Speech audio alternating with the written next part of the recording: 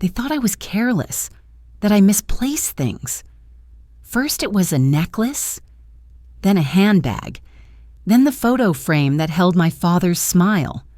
My husband shrugged, my sister-in-law smirked, and my mother-in-law's eyes glistened with fake sympathy. But I knew the truth. She was selling my life away piece by piece, daring me to scream. I didn't. Silence is sharper than anger, colder than revenge. And when the moment came, that same silence would break her world apart. Because I had bought the very house she called her throne, and she didn't see it coming. When I first moved into my husband's family home, it felt like stepping into a picture-perfect dream. The walls were painted in soft shades of cream, sunlight poured through tall windows, and the smell of freshly baked bread drifted from the kitchen. Daniel, my husband, held my hand as if he wanted the world to know I belonged there. His smile was genuine, warm, the kind of smile that once convinced me love could conquer anything. At first, everyone seemed welcoming. My mother-in-law, Evelyn, greeted me with open arms. Her embrace lingered a little too long, but I brushed it off as motherly affection. "We're so glad to have you here," she said, her voice sweet like honey, but carrying a note I couldn't quite place. Her eyes scanned me from head to toe, and for a fleeting second, I saw something colder than warmth in her gaze. Calculation, judgment. Still, I convinced myself it was nerves.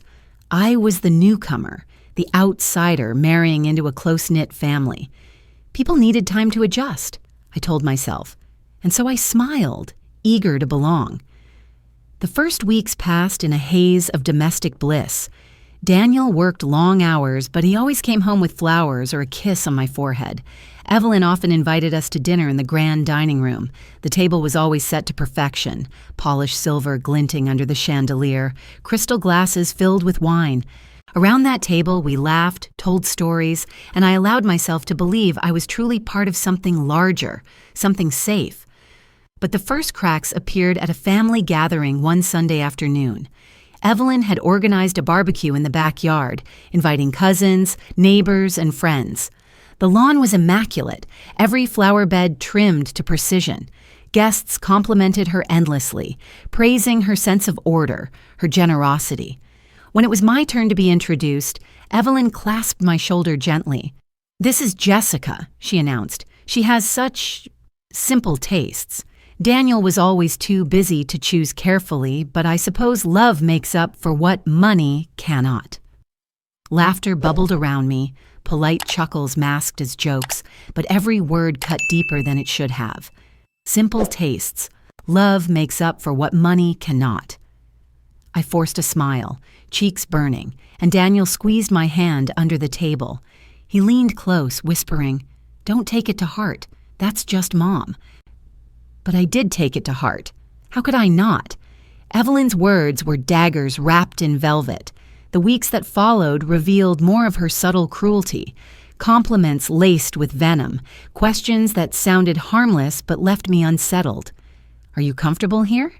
This house must feel so much bigger than what you're used to." Or, "You must be relieved you don't have to worry about expenses anymore. Daniel has always been generous." Each sentence seemed designed to remind me that I didn't truly belong, that my place here was conditional. Then came the first disappearance. My pearl necklace, a gift from my late father, vanished from my dresser. I searched the bedroom frantically, pulling out drawers, checking under the bed, even accusing myself of misplacing it. Daniel found me pacing the room, tears welling in my eyes. "It'll turn up," he said dismissively, kissing the top of my head before heading to the shower. But it didn't turn up. A week later, a leather-bound journal where I'd written down my dreams disappeared too.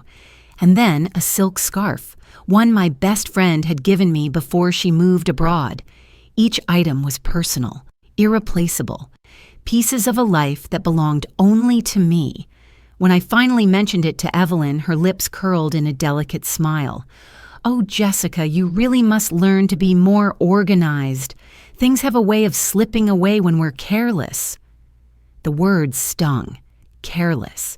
disorganized.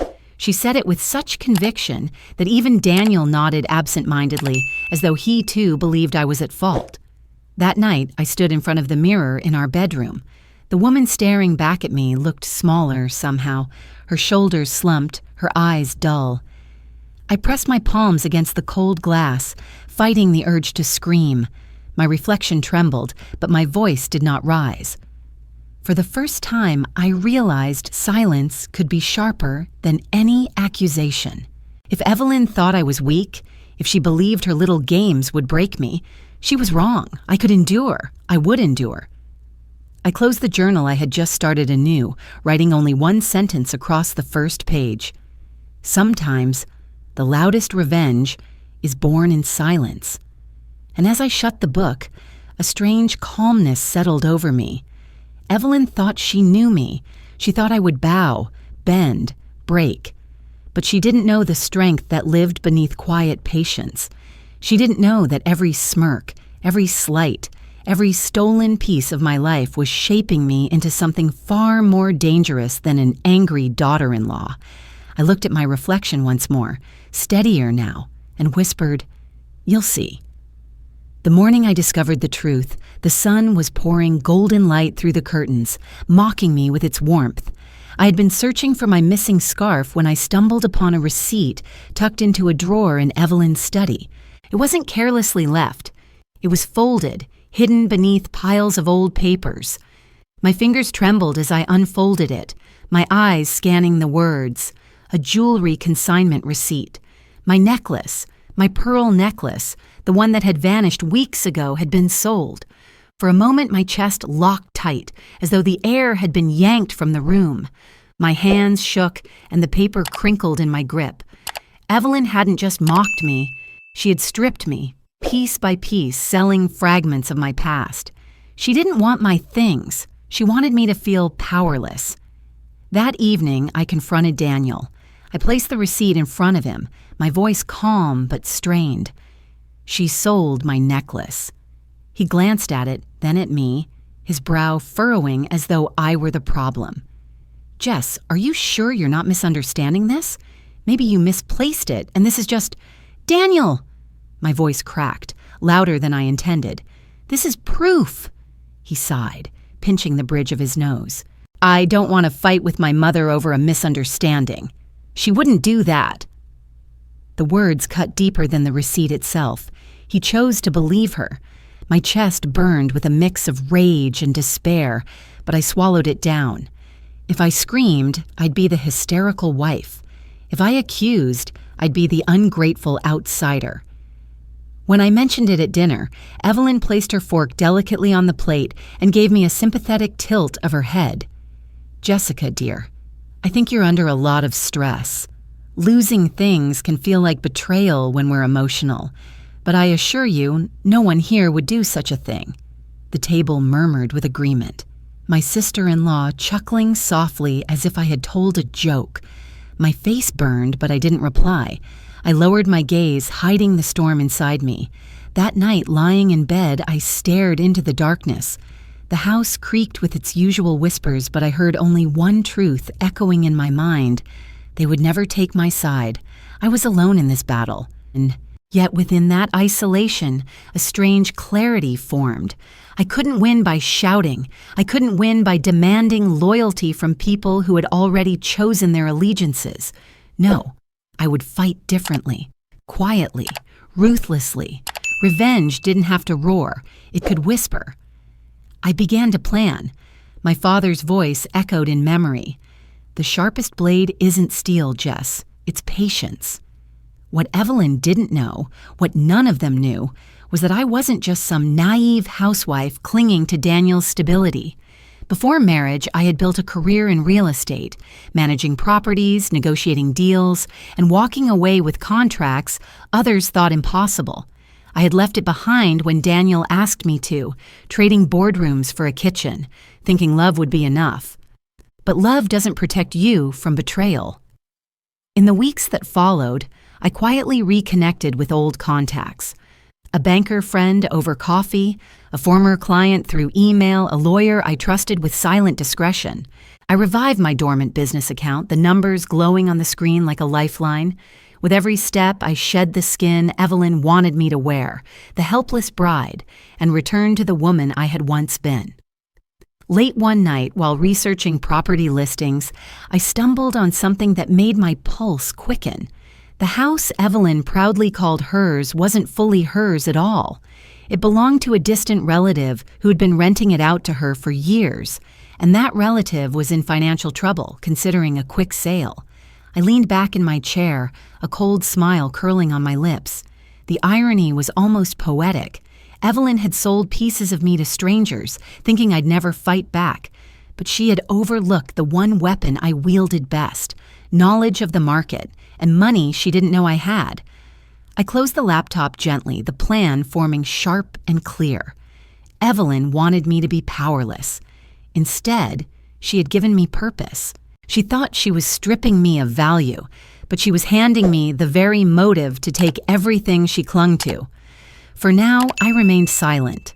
I greeted her with polite smiles at breakfast, thanked her when she handed me tea, and even laughed at her pointed remarks.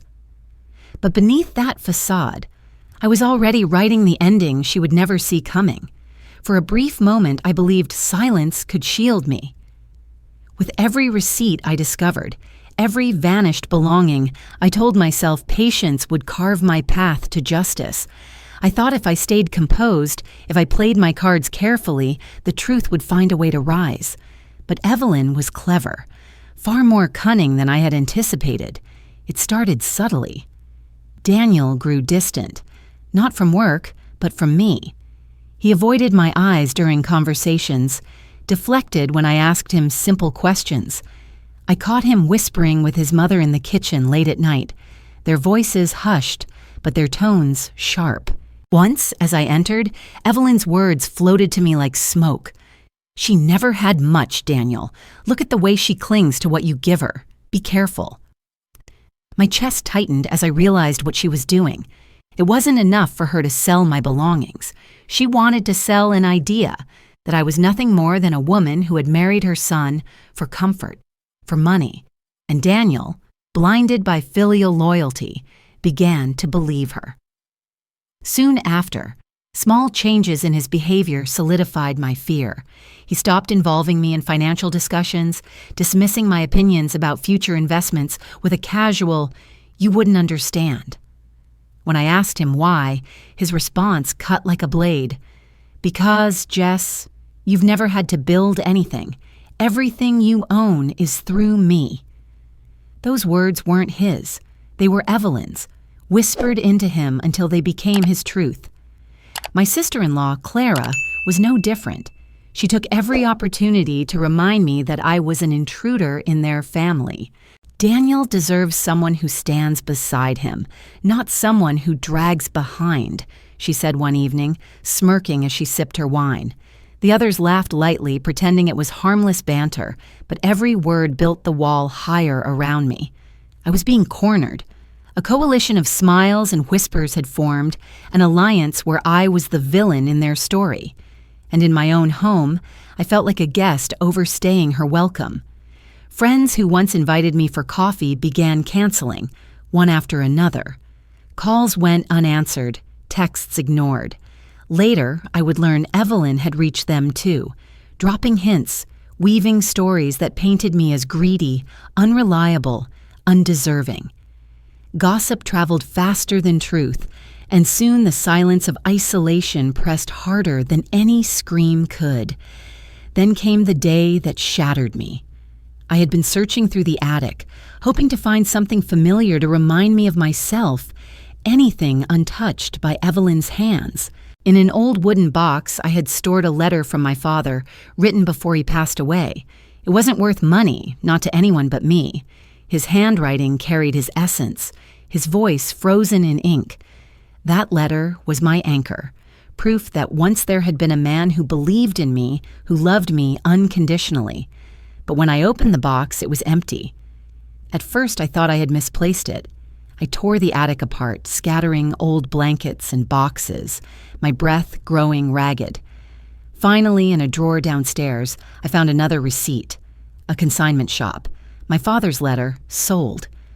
The room tilted. My knees gave way and I collapsed to the floor, clutching the slip of paper like it was a shard of glass cutting through my palm. A scream rose in my throat but never escaped. The tears fell silently, burning as the realization struck. Evelyn had stolen not just possessions, but memories. She had sold the last piece of my father. For the first time, I felt broken, truly broken. My silence had not protected me. It had caged me. My patience had not armed me. It had stripped me bare. I sat on the cold floor for hours, the receipt trembling in my hands until the numbness settled in. And then, something shifted. If Evelyn wanted me to crumble, she had underestimated me. In destroying what tethered me to the past, she had given me something far more dangerous: freedom. I had nothing left for her to take. And when a woman has nothing left to lose, she becomes unstoppable. As I rose from the floor, my reflection caught in the glass cabinet across the room.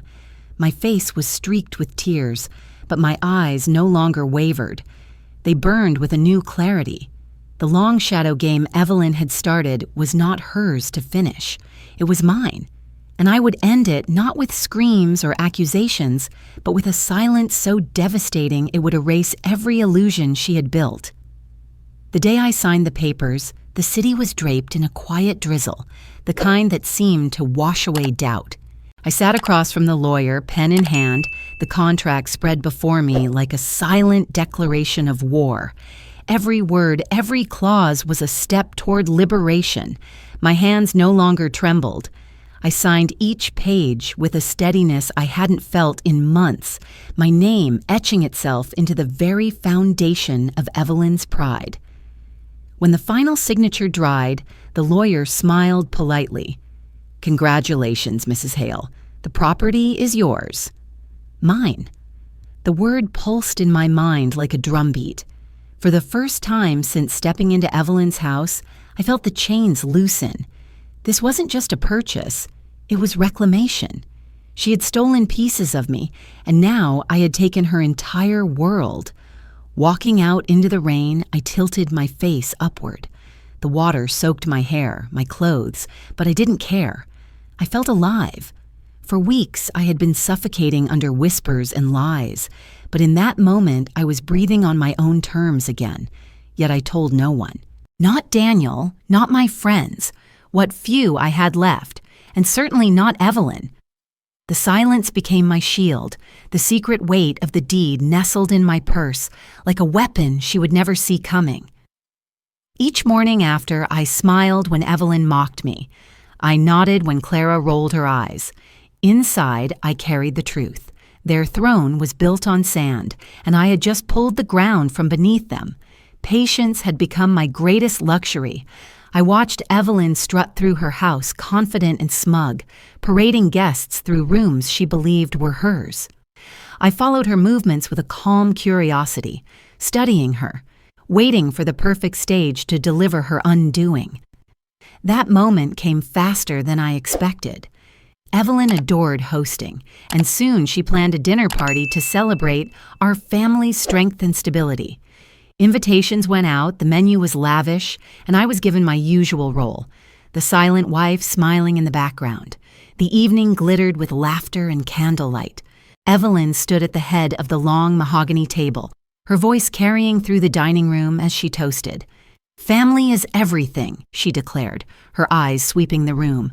"When we are united, no one can tear us down." Guests clapped, glasses chimed, and Daniel beamed with pride. I sat quietly, my heart pounding with a rhythm that was both fear and exhilaration. The deed rested in my handbag beside my chair, its weight pulling at me like destiny itself. Evelyn turned her attention toward me, her lips curling into that familiar smile. "And Jessica," she said, raising her glass, "though she came with little, she has found her place here with us. Daniel has been generous, and she has been resilient." The table chuckled politely. I smiled back, but inside the fury of every stolen belonging, every whispered insult boiled into a steady calm. It was time. I stood, my chair scraping softly against the floor. The room quieted, eyes shifting toward me. I reached into my bag, fingers brushing the envelope, and placed it gently on the table. "I'd like to share something too," I said, my voice even. "Something about this home we're gathered in." Evelyn's brows knitted, but she kept her poised smile. "Oh? What is it, dear?" I slid the deed across the polished wood, its edges catching the candlelight. "This house," I said, letting the words sink in, "no longer belongs to you." For a heartbeat, silence swallowed the room. Then chairs creaked, gasps escaped, and Daniel's hand froze halfway to his glass. Evelyn reached for the envelope with shaking fingers, unfolding the document as her face drained of color. This isn't possible," she whispered, her voice cracking. "It's not only possible," I replied softly. "It's done." The air grew heavy, the guests exchanging nervous glances. Clara's eyes widened, fury rising in her expression, but even she couldn't speak. Evelyn's hand trembled as she gripped the paper, her eyes darting between the lines that confirmed her worst nightmare. I sat back down, calm as the storm outside. I didn't need to shout. I didn't need to gloat. The silence was enough. The silence of victory, the silence of a woman who had been underestimated for too long. Evelyn lowered the deed, her lips parting as though to speak, but no words came. For the first time, she was the one left powerless, stripped of her illusions, and I, once the guest in her home, was now the owner of her throne. For days after the dinner, the house was cloaked in silence. Not the calm silence I had wielded as a weapon, but a suffocating quiet that pressed against every wall. Evelyn avoided me entirely, retreating into her room as though the house itself had turned hostile. Clara barely looked at me, her bitterness simmering beneath clenched jaws. Guests who had witnessed the unveiling spread whispers across town, and the once proud matriarch now carried shame like a shroud. And yet, the triumph I had imagined, sweet, intoxicating, tasted hollow. Daniel barely spoke to me. He went through the motions of daily life, but his warmth was gone, replaced with a cold distance I couldn't breach. At night, he slept on the far edge of the bed, his back to me, his breaths even and unreachable. Once I reached for him, my hand brushing his shoulder. He flinched as though my touch carried poison. "You humiliated her," he finally said one night, his voice low and sharp, "in front of everyone, my mother." I swallowed hard. "She sold my life away, Daniel. Piece by piece, she made me a stranger in my own home." He turned then, his eyes shadowed with disappointment. "And you've made me a stranger in mine." The words sliced deeper than Evelyn's insults ever had. For the first time, I wondered if my silence, my revenge, had cost me more than I had gained. Was I truly any different from Evelyn? She manipulated, she controlled, she sought dominance. And now, so had I. The victory I had envisioned as liberation felt like a chain of its own, binding me to the same cruelty I despised. Still, the house was mine. The power was mine. That fact echoed in the corridors, hollow and heavy, until one afternoon, a knock at the door shifted everything again. It was Harold, Daniel's uncle, a man I had barely noticed before. Quiet, unassuming, always present but never at the center of conflict. He stepped into the sitting room with a politeness that felt rehearsed. His smile was thin, his eyes sharper than I remembered. "Congratulations on your acquisition," he said smoothly, gesturing toward the house. "You've made quite the impression." Something in his tone unsettled me. "Why are you here, Harold?" He lowered himself into a chair, folding his hands neatly. To offer perspective, you see, Evelyn is impressionable, always has been. Strong voice, weak judgment. I've guided her over the years, suggested what was best for the family, including how to handle you. The air in the room thickened, my pulse quickened. "You told her to sell my things." He shrugged lightly. It wasn't about the trinkets. It was about control. This family thrives on power, Jessica. And you, an outsider, posed a risk. I needed to test you, to see if you could be broken. The audacity left me momentarily speechless. All this time, I had focused on Evelyn, believing she was the architect of my misery, when she had only been a pawn. Harold leaned forward, his smile tightening. "You played well," he said softly. "But understand this. Your victory isn't final. Power shifts, yes, but only for those willing to pay its price. And you, my dear, are already paying." His words lodged in me like splinters. He was right. Daniel's love was unraveling, my marriage fraying at the edges. My triumph had come at the expense of the one bond I had fought to protect. When Harold finally left, the silence returned, heavier than before. I sat alone, staring at the deed still locked in my drawer, its crisp edges no longer symbols of freedom, but reminders of what I had lost. For the first time, Evelyn seemed small in my mind, not the monster I had built her to be. She was a puppet, her strings pulled by Harold, her venom a reflection of his design. She had been cruel, yes, but cruelty had been planted in her like seeds, nurtured by his hand. The true enemy had been hiding in plain sight, wrapped in quiet authority, never questioned because he never raised his voice. And I realized then, the game I thought I had won was only beginning. The days after Harold's visit felt heavier than any battle with Evelyn. His words echoed in my mind, wrapping themselves around every thought. Power shifts. Yes, but only for those willing to pay its price. I had already paid dearly. Daniel's trust fractured, my marriage teetering on the edge. And for what?